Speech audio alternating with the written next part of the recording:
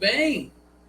Um bom dia, um bom começo de tarde, um casaca no seu coração e principalmente, hein, que Deus possa abençoar as nossas vidas. Meus amigos, neste vídeo a gente vai dar mais detalhes aí da venda do Andrei Santos. Agora, finalmente, excelentes notícias. Somos milionários e agora a gente tem dinheiro para ostentar no mercado. Vamos falar muito também sobre a situação aí envolvendo reforços. Muitas surpresas aí. E hoje o Vasco deverá anunciar mais 2 atletas aí, certo? Então vamos que vamos para o vídeo. Eu peço a você encarecidamente, você que não é inscrito aqui no nosso canal, por favor se inscreva. O nosso canal aqui é um contraponto. A gente te faz pensar verdadeiramente. Não é só passação de pano. Deixe o seu like ou o seu dislike e ativem o sininho. Bom, meus amigos, começar aqui pela situação da venda do Andrei. Muitas pessoas me perguntando, Laureano, por quanto que o Andrei foi vendido?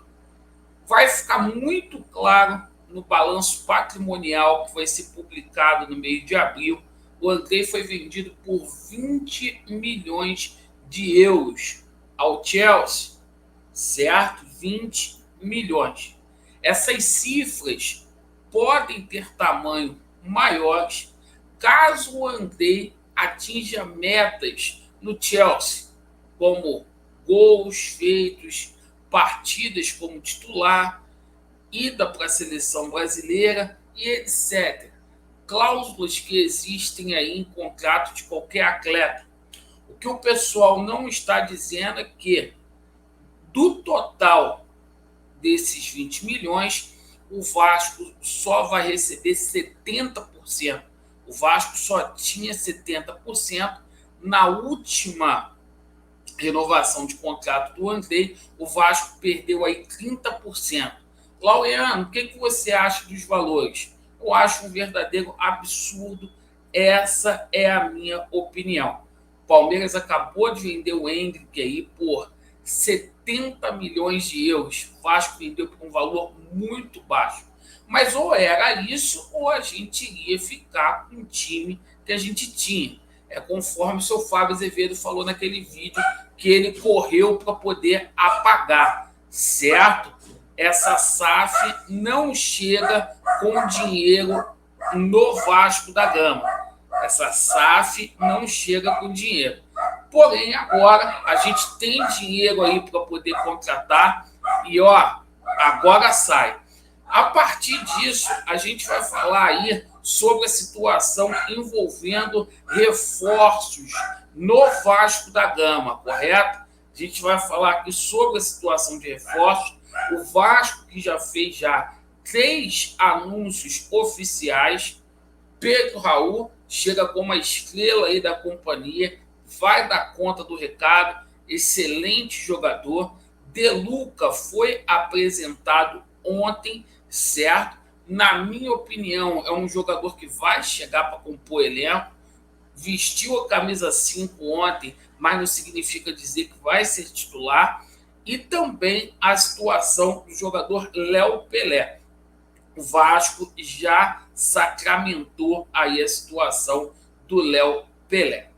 Bom, vamos começar falando aqui então sobre a situação de goleiro. Vamos lá. Ontem a gente teve 2 informações envolvendo situação de goleiro. Vamos lá. Primeira situação foi do goleiro Kehler, tá? O Vasco aumentou significativamente a proposta para o Internacional, tá? Nos próximos dias a gente deve ter aí uma resposta do Internacional, um retorno sobre a nova proposta que foi feita ao Kehler. Informação do Fábio Azevedo, isso é a título de conhecimento, um jornalista que eu não confio muito, que não tem credibilidade. O Vasco teria entrado na briga aí por Augustin Rossi, goleiro do Boca Júnior. Aquela novela lá com o Flamengo, lá o goleiro não acerta de maneira nenhuma. Então é o seguinte, o Vasco teria entrado nessa briga. Fato é que o goleiro do Boca é muito bom, um dos melhores aí da Argentina, certo? Bom, indo agora para a lateral. O Vasco está praticamente fechado, selado. Esse anúncio deve ser feito hoje com relação ao Lucas Piton. Lucas Piton chega no Vasco da Gama aí com 16 milhões. Aí o Vasco vai ser o detentor de 60% dos direitos econômicos do Piton. Um jogador que tem dificuldade na marcação, mas que tem grande facilidade para ir à linha de fundo e fazer os seus cruzamentos. E é o seguinte, tá? Situação do Gabriel Menino, lateral direito, que também joga no meio ali.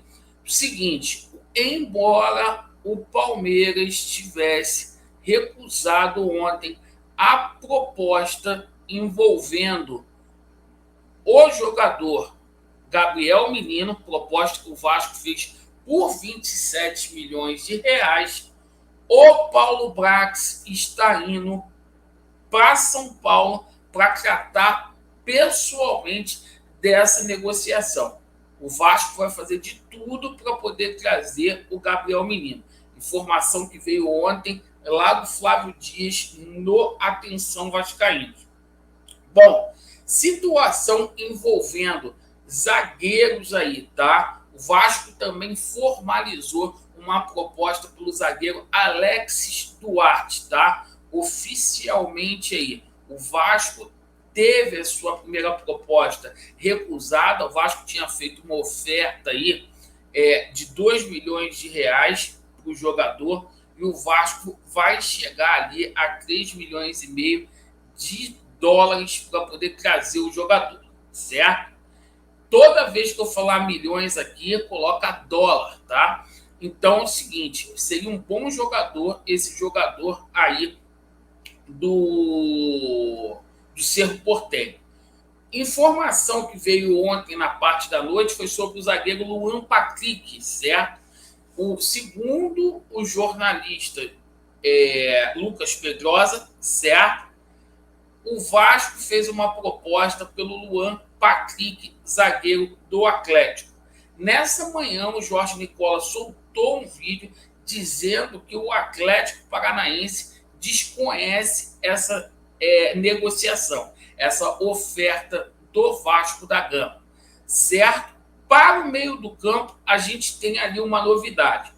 Por quê? O Paulo Brax está indo para São Paulo também para resolver essa situação do Patrick, tá? São negociações que envolvem muito dinheiro, assim como a situação do Gabriel Menino. O Vasco vai fazer uma oferta ali dentro do que o São Paulo pediu, 4 milhões de dólares aí para poder contar com o jogador. Patrick, que chegaria aí para ser o substituto natural do menino Andrei, tá? Ontem o jornalista aí, Fanfarrão, descartou a possibilidade do Cuejá vestir a camisa do Vasco da Gama.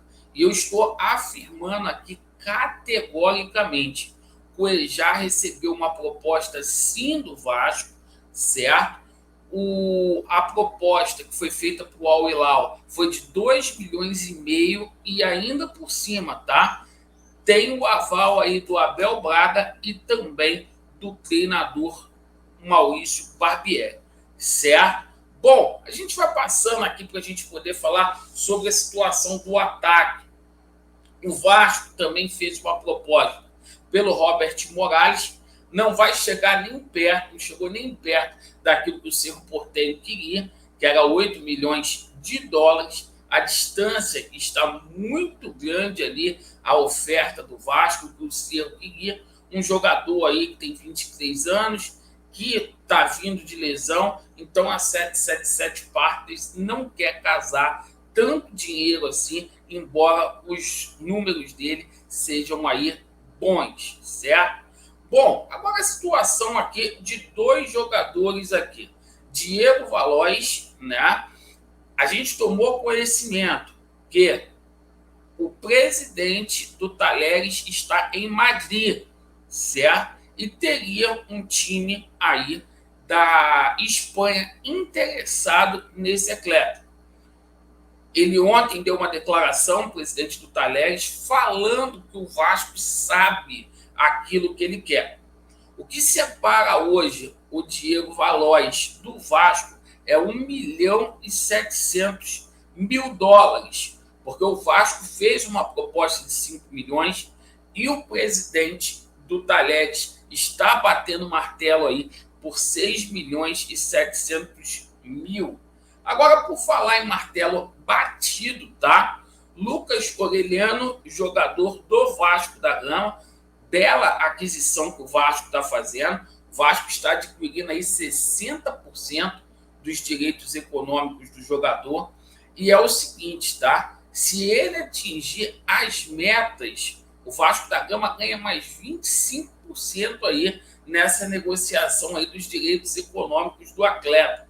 Então, é um valor que eu considero no mercado, é uma pinchincha, 4 milhões de dólares para um jogador que tem um futuro, que tem uma carreira aí brilhante pela frente, fez 50 jogos esse ano, aí com a camisa do Vélez, né? Fez 4 gols e 7 assistências, e é um jogador que vai dar muito caldo no Vasco da Gama. Já tem gente por aí falando que é o novo Juninho Paulista. Calma, calma.